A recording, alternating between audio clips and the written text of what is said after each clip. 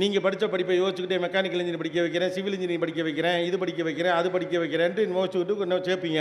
15 வருஷம் கழிச்சு அது என்ன ஆகுதுன்னு எனக்கு தெரியாது. பயல்களுக்கு ரொம்ப சந்தோஷம், உங்களுக்கு 5 நிமிஷம் இருக்குடி கடைசியாக வெயிட் பண்ணுங்கள். பயல்கள்லாம் அண்ணன் நல்லா பேசுகிறாரு, நல்லா திட்டுறாரு, நமக்காக அண்ணன் தாண்டா பேசுகிறாரு அப்படி என்னை நம்பி கைத்தட்டிடாது. கடைசி 5 மினிட்ஸ் உங்களுக்கு தான். Second important thing, don't choose when you are desperate, you will choose the wrong one. இது பசங்களுக்கு. நீங்கள் டெஸ்பரேட்டாக இருக்கப்போ ஒன்று சூஸ் பண்ணாது. ரொம்ப பசியோடு இருக்கப்போ சரியானதை சாப்பிட மாட்டீங்க, பசிக்கு தான் சாப்பிடுவீங்க. நீங்கள் டெஸ்பரேட்டாக இருக்கப்போ ஒன்று சூஸ் பண்ணாது. லவ் பண்ணியே ஆகணும்னு நினைக்கிறவன் ஏதாவது ஒரு பிரச்சனையை கல்யாணம் வந்துடுவான். லவ் பண்ணியே ஆகணுங்கிறவன் காதல் வர்றப்போ வரட்டும், அதை அனுபவிச்சு என்ஜாய் பண்ணி காதலிக்கிறங்கிறவன் கரெக்டான ஒரு ஆளை காதலிப்பான். இல்லைன்னா ஒரு பிரச்சனையை கல்யாணம் பண்ணி கூட்டி வந்துடுவான். Don't choose. ஏன்னா இன்றைக்கி ஆப்ஷன்ஸ் நிறையா இருக்கிறதுனால சொல்கிறேன். ஒன்று வேணும் அப்படிலாம் இருக்கணுங்கிற அவசியம்லாம் இல்லை உலகத்தில். நான் காதலுக்கு எதிராக சொல்ல, காதலிங்க சந்தோஷமாக இருங்க, நல்லா இருங்க. காதலை கடக்காதவர்கள் யாருமே இல்லை. இதெல்லாம் போங்கு. பிறந்ததுலேருந்து வளர்ந்து காதலிக்காமல் படித்து விட்டு அவன் மாட்டுக்கு ஒரு பொண்ணை கல்யாணம் பண்ணிட்டு சந்தோஷமாக இருக்கவங்களாம் உலகத்தில் பல பேர் இருக்கான். ஒரு காதலை கடக்காதவர்கள் உலகத்திலே இருக்க முடியாதுன்னா எல்லோரும் நினைக்கிறது. அப்படிலாம் கிடையாது. எனக்கு ஒரு பாய் ஃப்ரெண்டு இருந்தே ஆகணும், கை நடுங்குது, தேவையில்லை. சிங்கிளாகவே இருக்கலாம், தப்பு ஒன்றும் இல்லை. ஃப்ரெண்டுனா ஃப்ரெண்டு, பாய் ஃப்ரெண்ட்னா பாய் ஃப்ரெண்டு, கேர்ள் ஃப்ரெண்ட்னா கேர்ள் ஃப்ரெண்டு, அவ்வளவுதான். அது உங்கள் ஒரு எதுக்கும் புரியாத புதுவிதமான உறவு. அப்படி ஒரு கருமம் இல்லை. அது ஒரு ஆட்டம், எப்போ வேணாலும் வெளில போய்க்கலாங்கிற ஆட்டம். when something is undefined, it is a trap, whether it is a business or a relationship or anything for that matter. எதுவாக இருந்தாலும் சரி தான், அது தெளிவாக தீர்க்கமாக வரையறுக்கப்பட வேண்டும். ஏன்னா அந்த வரையறுத்தல் இல்லைன்னா வாழ்க்கை முழுக்க எதுவுமே கையில் நீங்கள் உறுதியாக பற்றி கொள்ள முடியாது. உறவில் வரையறை இருக்கிறோம். டெஃபினேஷன்ஸ் தான் வச்சான், இலக்கணங்களுக்கு தான் வச்சான். எவ்ரி இங்கே உங்களுக்கு சொல்லப்பட்டாலும், இங்கே உங்களுக்கு நேரடியாக சொல்லப்படாவிட்டாலும் கூட இங்கே உறவுகளே வரையறுக்கப்பட்டு தான் இருக்குது. நீங்கள் கவனிச்சிருக்கா, அப்படி ஒரு பியூட்டிஃபுல்லான சிஸ்டம் தமிழ் சொசைட்டி வச்சுருக்கு. ஒவ்வொன்றுக்கும் ஒரு உறவை வரையறுத்துருக்கான். குறும்புக்கு பார்ட்னர் இன் க்ரைம் மாமங்காரன் தான், சித்தப்பா வரமாட்டார்.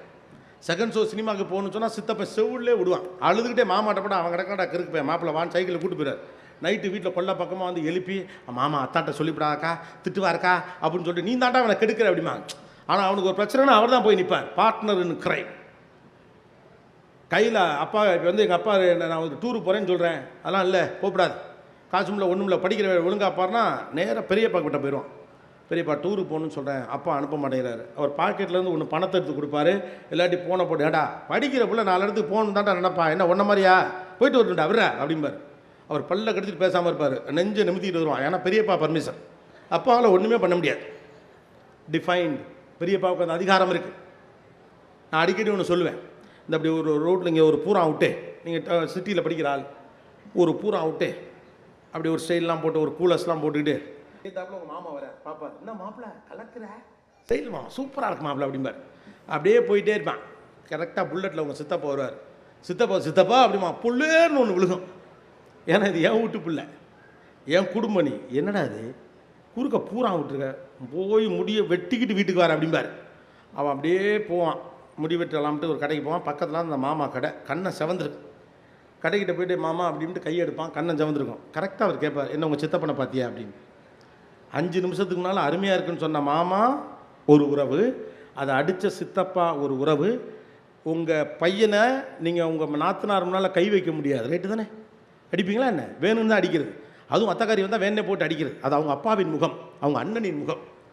அந்த ஆத்திரத்தை தீர்த்துக்கிறது தான் அடிக்கிறது. அவங்க சொல்லுவாங்க அடிக்காது அப்படிம்பாங்க, இல்லைன்னா அதிகபட்சம் ஏன் முன்னால் அடிக்காது அப்படிம்பாங்க. அதை மீறி நீங்கள் அடிச்சு நான் பிள்ளைய கையை பிடிச்சி அத்தக்காரி தரத்தரன்னு அவ வீட்டுக்கு கூட்டிகிட்டு போயிடுவான்.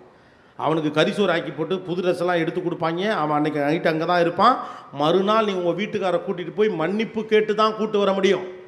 அத்தைக்கு அவ்வளோ ரைட்ஸ் உண்டு. ஒரு பெண் தன் ரகசியத்தை தன்னுடைய அத்தைக்கார்ட்டே தான் சொல்வாள். தனக்கு ஒரு காதல் வருகிறது என்றால் அத்தையிடம் தான் போய் சொல்வாள். அவள் எடுத்தவொடனே சரியாக தப்பான்னு பார்ப்பா, சரியானா அவள் பேசுவாள். சித்திகிட்ட போய் சொல்ல மாட்டாள். There is a definition.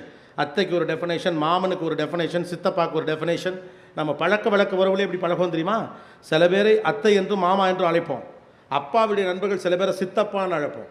அந்த உறவு அப்படி தான் இருக்கும். அந்த சித்தப்பா நீங்கள் அழைக்கிற உறவு பாருங்கள், ரொம்ப கண்டிப்பாக இருப்பார். நம்ம சொந்தக்காரே கிடையாது, ஆனால் ரொம்ப கண்டிப்பாக இருப்பார் உங்களோட. உங்கள் அப்பாவின் ஒரு உறவை நண்பரை நீங்கள் பெரியப்பா என்று சிறு வயதிலிருந்து அழைத்திருப்பீர்கள். அவர் பெரியப்பா கண்டிப்போட தான் இருப்பார். நீங்கள் போகிறப்பெல்லாம் உங்களுக்கு காசு கொடுத்துக்கிட்டே இருப்பார். ஏதாவது வாங்கிக்கிடாமல் அவருக்கு வந்து ஒரு பொருளாக வாங்கி கொடுத்து பாசாங்க செய்கிற பழக்கம்னா கிடையாது, காசு தான் கொடுப்பார். காலேஜ் படிக்கிற பிள்ளை கையில் காசு வச்சுக்கடா, 4 இடத்துக்கு போகணும், ஆனால் செலவு பண்ணக்கூடாது சரியா அப்படிம்பார். அப்புறம் என்னடா காசை கொடுத்தா ஒரு அப்பாவாகவே நடந்துப்பான். That it is define. இப்போ எதுவுமே டிஃபைன்டு கிடையாது. ப்ரோங்கிறாங்க. யாரா ப்ரோ? பையனும் ப்ரோ, பொண்ணும் ப்ரோ, போகிறவன் ப்ரோ, வாரவன் ப்ரோ. கன்வீனியண்ட்டாக இருக்குது. எல்லாரையும் அண்ணேங்கிறாங்க, எல்லாரையும் அக்காங்கிறாங்க. அக்கா யூ ஆர் ஸோ க்யூட். என்னடா அக்காங்கிறீங்க, அப்புறம் ஸோ க்யூட்டுன்னு வேறு சொல்கிறீங்க. Nothing is define. அப்போ சில உறவுகளின் பெயர்களை கூட வீட்டில் சொல்லுங்கள். அத்தாச்சிங்கிற வார்த்தையெல்லாம் மழுங்கிடுச்சு, இல்லவே இல்லை. அத்தாச்சி என்பதெல்லாம் எவ்வளோ அற்புதமான வார்த்தை. அத்தாச்சி, அத்தாலாம் கிடையவே கிடையாது. அப்போ கொஞ்சம் பழமைக்கு திரும்புங்கள். அதுக்காண்டி பழசு விட்டுன்னு போயிடாதீங்க. காலையிலே எந்திரி, ஓகே, தாத்தா போட்டாக்க மாலை போடுன்னு ஆரம்பிச்சு விட்டாதீங்க. கோபிநாத் சொன்னான். நான் சொல்லுவது என்னென்னா, balance, striking the balance is much more important than giving an advice today. தான் இன்றைக்கு அறிவுரைகளை வழங்குவதை விட சரியான இடத்துல பேலன்ஸை ஸ்ட்ரைக் பண்ணும். So don't accept whether it is relationship or business or anything for that matter when something is undefined it is a drop. எது வரையறுக்கப்படவில்லையோ அது வலை. கவனமாக இருக்கணும். ஓகே, கண்டிஷன்ஸ் அப்ளைங்கிறது தான் இன்றைக்கி வலை. உங்களுக்கு புரியுற மாதிரி சொல்லணும்னா, சின்னதாக ஸ்டார் ஒன்று போட்டு கண்டிஷன்ஸ் அப்ளைன்னு போட்டிருக்காங்கல்ல, அதான் வலை. இஎம்ஐ ஸ்டார்ட்ஸ் ஃப்ரம் 3,550 போடுறான்ல, அதான் வலை. அதோட விலை 6 லட்சம். 6 லட்சம்னு சொன்னால் பயமாக இருக்கும். அதனால 3,500. 3,500 போல் இருக்குது, அதான் வலை. when something is not defined, it is a trap. நான்காவது, don't blame situations or people, have a control over it. சூழ்நிலைகள் மீது மனிதர்கள் மீது பழி சொல்லாதீர்கள். அதை உங்கள் கட்டுப்பாட்டுக்குள் கொண்டு வருவதற்கான பக்குவத்தை ஏற்படுத்திக் கொள்ளுங்கள். ராமகிருஷ்ணன் 5 நிமிஷம். கடைசியாக பசங்களுக்கு மட்டும் சில விஷயங்களை உங்களால் டிஃபைன் பண்ணவே முடியாது. we are looking for freedom, we are not ready to take responsibility. யாரெல்லாம் ஸ்டூடெண்ட்ஸ்? பசங்கள்லாம். Yes, we want freedom, right? but we are not taking responsibilities. freedom comes with responsibility, authority comes with responsibility. உங்களுக்கான சுதந்திரம் என்பது உங்களுடைய பொறுப்பிலிருந்து வருகிறது. நான் நினைத்தது போல் இருப்பதெல்லாம் சுதந்திரம் என்பதெல்லாம் புதிய அரைவேக்காட்டுத்தனத்தின் உச்சம். நீங்கள் நினைப்பது போல இருக்க வேண்டும் என்று ஒரு நாளும் நினைக்காதீர்கள். எப்போது நீங்கள் பொறுப்போடு இருக்கிறீர்களோ இயல்பாகவே வீடு உங்களுக்கு அதற்கான சுதந்திரத்தை தரும். தானாக தந்துடுவான். அது நீங்கள் கேட்டெல்லாம் தரங்கிற அவசியம்லாம் கிடையாது. மிக பொறுப்பாக இருக்கிற அண்ணனை ஒன்றுமே கேட்க மாட்டேங்கிற அப்படிமா வீட்டுடைய மூத்த அண்ணன்கள் இறுகிய முகத்தோடு இருப்பார்கள். தமிழ் சூழலை நீங்கள் கவனிச்சு பாருங்கள். வீட்டின் மூத்த அண்ணன் உங்கள் அப்பா, அவங்க விட்டுட எங்கள் அப்பா சிரிக்கவே மாட்டார் அப்படிமி.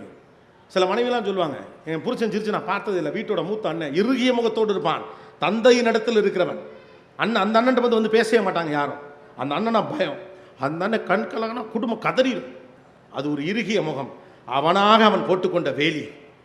ஓகே, அப்போ நீங்கள் ஒரு விஷயத்தை புரிஞ்சுக்கணும். அந்த ஆளுக்கு மட்டும் அந்த இம்பார்ட்டன்ஸ். காரணம், அவன் பொறுப்போடு இருக்கிறான். இந்த குடும்பத்தை காப்பாற்ற வேண்டும் என்பதில் கவனமாக இருக்கிறான். தவறுகள் செய்யாதவனாக இருக்கிறான். தீங்கிழைக்காதவனாக இருக்கிறான். பிழைகள் செய்யாதவனாக இருக்கிறான். கெட்ட பழக்கங்கள் இல்லாதவனாக இருக்கிறான். freedom comes with responsibility, authority comes with responsibility. don't just ask freedom, right? உங்கள் பெற்றோர்கள் உங்களால் எளிதாக சண்டையிட்டு விட முடியும். ஆனால் அதற்கான அறிவை தந்ததே அவர்கள்தான் என்பதை உங்கள் யோசிக்கிற போது மட்டும்தான் உங்களுக்கு அது புரியும். ரைட்டு தானே? ரைட்டு தானே? எதனால் அது நடந்திருக்கு நமக்கு தெரியணும்ல. எதனால் அது நடந்திருக்கு நமக்கு தெரியும்ல. அவர்களோட எளிதாக உங்களால் இப்போ மெச்சூரிட்டிங்கிறது சண்டை போடுவதில்லை. எல்லாவற்றையும் எதிர்ப்பதற்கு பெயர் போராளித்தனம் என்று நீங்கள் குழப்பியெல்லாம் கொள்ளக்கூடாது. இருக்கிற எல்லாத்தையும் எதிர்ப்பதெல்லாம் வீரமும் கிடையாது. எதை எதிர்க்கணுங்கிற அறிவு தான் வீரம். இது சரியில்லை, இதை எதிர்ப்பது என்பது தான் வீரம். ஒரு சிஸ்டம் இங்கே இருக்குன்னா அதை எதிர்ப்பேன் என்பதெல்லாம் வீரம்லாம் கிடையாது. ஏன் அதை செய்யணும், ஏன் அதை செய்யணும் கேள்வி கேட்டால் எல்லாத்தையும் இங்கே செஞ்சுக்கிட்டே இருக்கலாம். Whether you like it or not, that world walks with system. நீங்கள் விரும்பினாலும் விரும்பாட்டியும் சிஸ்டம் தான். எல்லாம் உடம்பே சிஸ்டம் தான். வாயுவிலே தான் சாப்பிட முடியும். ரைட்டு தானே? எப்போ ஊசி போட்டு சாப்பாடு ஏற்றுறாங்கன்னா உடம்பு செல்லாமல் இருக்குன்னு அர்த்தம். அவ்வளோதான். நம்ம எதிர்ப்பது என்பதெல்லாம் வீரம் கிடையாது. எதை எதிர்ப்பதுங்கிறது தான் வீரம்.